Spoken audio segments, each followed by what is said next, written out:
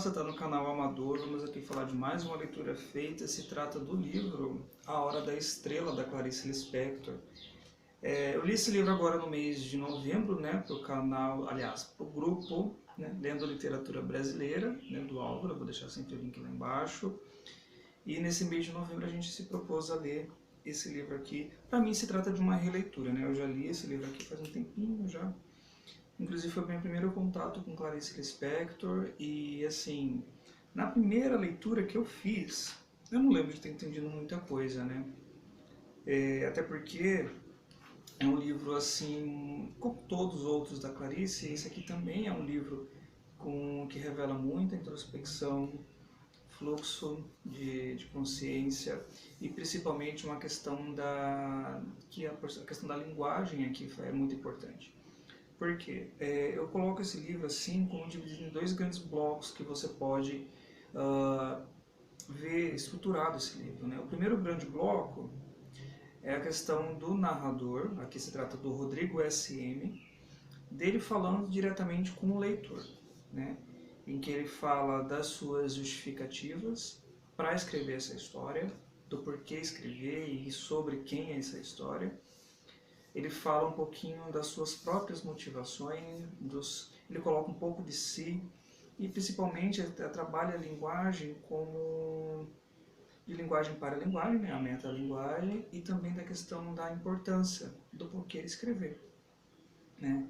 E no segundo grande bloco a gente já sim entra da grande motivação do Rodrigo S.M. escrever esse texto, que é a história da Macabea, que é essa nordestina que veio morar em São Paulo. Enfim, logo no primeiro bloco a gente vai ter uma descrição de miudezas, né, de miudezas ali sobre a questão da linguagem, a questão da perspectiva de mundo, do porquê ele escrever e das justificativas que ele tem para escrever essa história, do porquê Macabea, a sua história, né, é tão relevante para ele. Inclusive, eu acho que dá até para remeter um pouco do título, né? A Hora da Estrela seria agora a hora da Macabea ser essa estrela, né? Pelo menos nesse livro, já que na vida corrida ela é uma pessoa insignificante na visão de outras pessoas, né? O livro já começa de uma maneira muito legal, eu gosto muito do começo desse livro, em que ele fala justamente isso, quer ver? Na página 11. Ele fala, tudo no mundo começou com um sim. Uma molécula disse sim a outra molécula e nasceu a vida. Mas antes da pré-história, havia a pré-história da pré-história. E havia o nunca e havia o sim. Sempre houve, não sei o que, mas sei que o universo jamais começou. E então ele vai discorrer muito sobre essa questão, ele vai entrando ali em umas reflexões, né? E por fim vai começando as suas justificativas do porquê escrever, né? Aqui na página 12, logo em seguida, né, ele fala do porquê, ó, quer ver? É que numa rua do Rio de Janeiro, peguei no ar de relance o sentimento de perdição no rosto de uma moça nordestina. Sem falar que eu, em menino, me criei no Nordeste. Também sei das coisas por estar vivendo. Quem vive sabe, mesmo sem saber que sabe. É assim que os senhores sabem mais do que imaginam e estão fingindo de sonsos, né?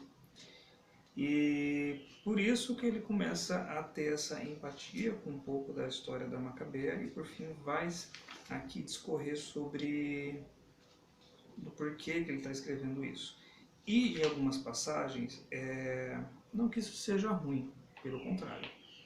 Ele vai ali evidenciar e deixar muito, colocar em muita relevância da insignificância de Macabea na sociedade. No sentido de que ela, por ser essa pessoa que você passaria despercebido, e nem perceberia ela na rua, né?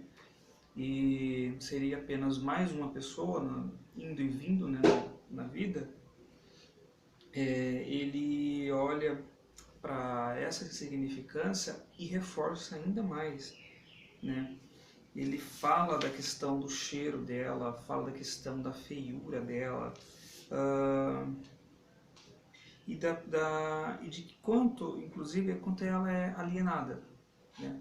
Para ela, o que importa é viver. Tem uma passagem que ele fala que ela nem se lembra do pai e de mãe e que possivelmente ela estaria nascendo de um fungo mofado no Nordeste, sabe?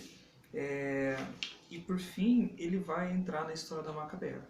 Né? Macabea é essa nordestina, como eu disse, ela vem para o Rio de Janeiro, ela é datilógrafa, tentar a vida, ela começa a morar numa pensãozinha lá e ela é esse ser totalmente alienado, né? É na dela, né? E que de certo momento ela conhece Olímpio, né?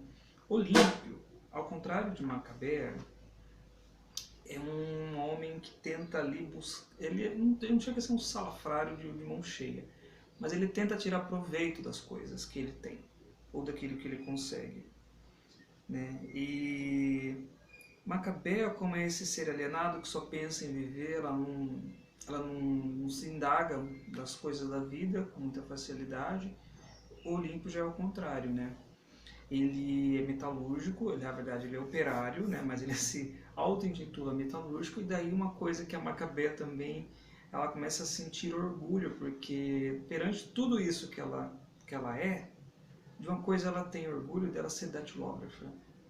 Daí você pensa, beleza, ela tem orgulho, pelo menos é porque ela é útil para alguma coisa, ela tem uma função para alguma coisa.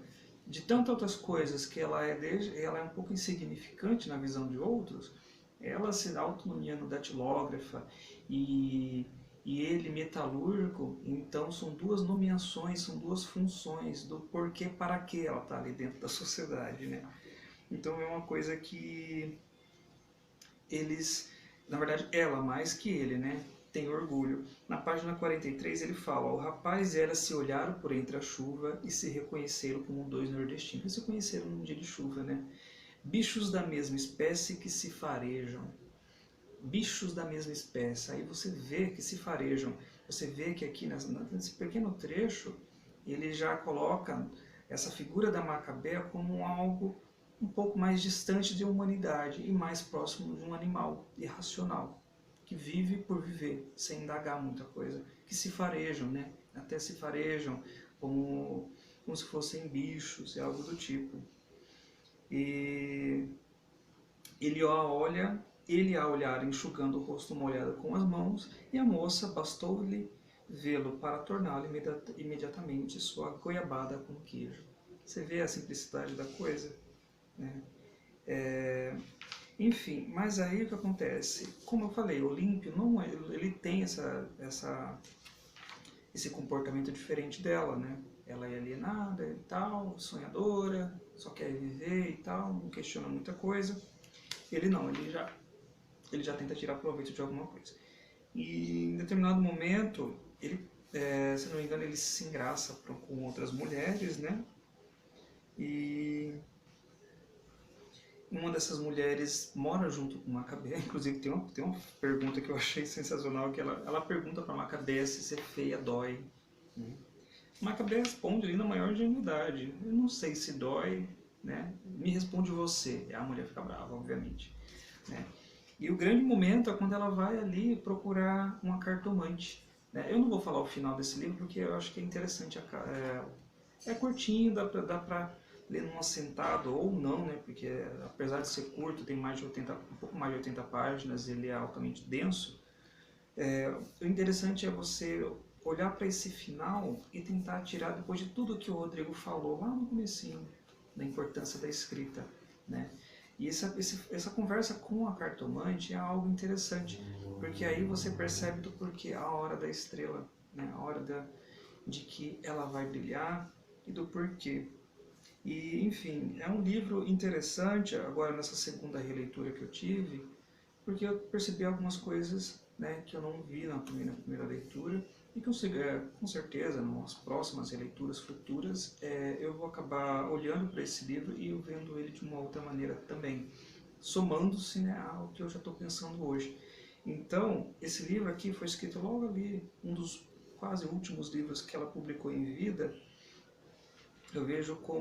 Hoje eu vejo esse livro como um livro que ela olha para a sua leitura, para o seu leitor, ela olha para a sua obra, pela sua escrita, né, pelo seu ato de escrever, como algo que precisa ter relevância do porquê escrever, né? Ou, né, por exemplo, como a vida é breve, né?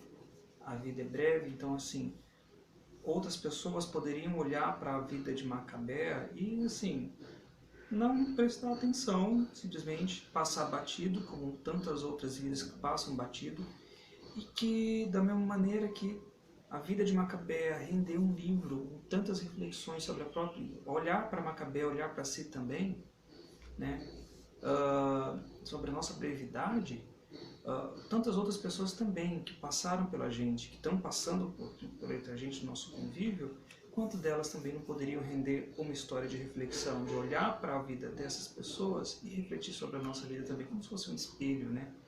Enfim, fica a dica aqui de um livro interessante, né? É um livro singelo, não é o meu preferido da Clarice, eu acho que ainda, eu estou ali caminhando nos romances dela. Para mim, até hoje, o melhor livro que eu li dela até hoje foi A Paixão Segundo o GH. Para mim, aquele ali foi o grande ápice dela até o momento. Tenho alguns outros romances para me ler, alguns contos também, mas fica a dica aqui de um livro interessante, que vale a pena ser lido. É curtinho, mas denso, mas vale a pena ser lido sim. Bom, se você gostou do vídeo, curta, se inscreva no canal, tem vídeo toda semana e até a próxima.